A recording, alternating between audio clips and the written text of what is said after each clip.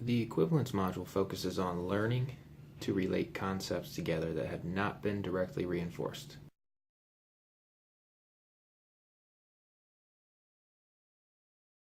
We're trying to help the child learn how things are related to each other without being taught. If I tell you that green apples are sour and a type of green apple is a Granny Smith apple, you can figure out that a Granny Smith apple is probably sour.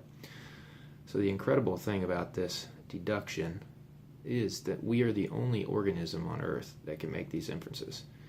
So what we know right now is that only humans over 18 months appear to be able to do this.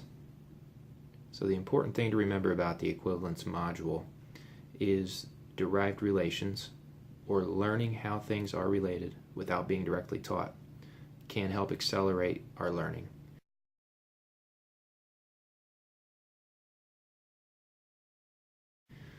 So in this module, you may notice how programs are all labeled in a category. We have reflexivity, symmetry, transitivity, and equivalence.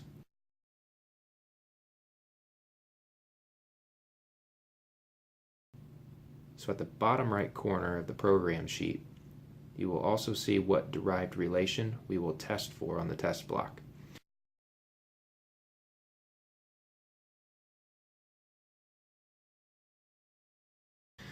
So the arrows that are filled in black are relations we directly teach, and the unfilled arrows are those that we will test if the child has derived that relation.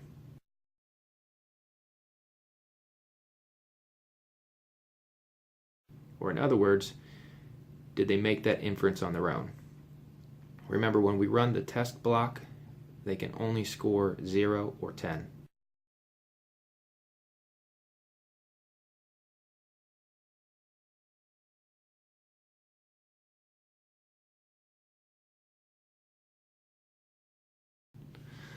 So when we speak of the four relations, we will start with the most basic. Reflexivity is the process of making a reflexive relation among stimuli simply by relating a stimulus to itself. So put simply, imagine you look at yourself in the mirror and realize the mirror image is you, or simply matching identical objects.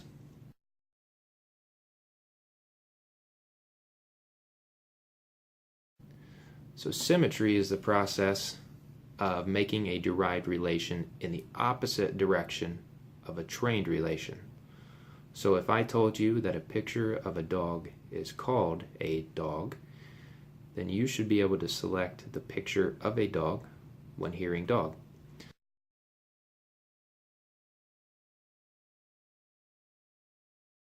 So transitivity occurs when the child must make a derivation across stimuli, such that two items being related were never paired together during their training history. So if I taught you to select the picture of a dog when hearing dog, and taught you the picture of a dog is the written word dog, you would make a transitive relation that the spoken word is the same as the written word.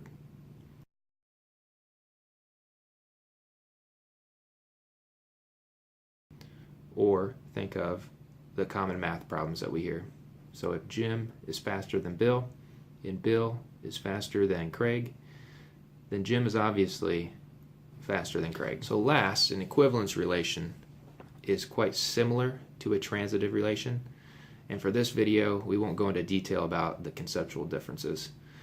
But just to give you an example of an equivalence relation, imagine that you're being taught that the spoken word dog is a picture of a dog, and then being taught the spoken word dog is the written word dog. So you should form an equivalence relation between the picture of the dog and the written word dog without being directly taught.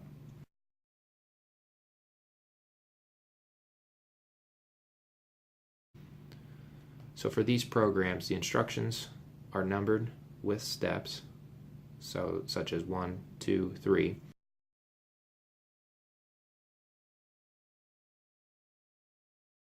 And each step should be in its own block of 10 trials. So imagine you see step 1, train A to B. So that should be run in a block of 10. and then step 2 might say something like train A to C, and that should be its own block of 10. So let's say you have 4 steps. You should have 4 blocks of 10 trials for 40 trials total.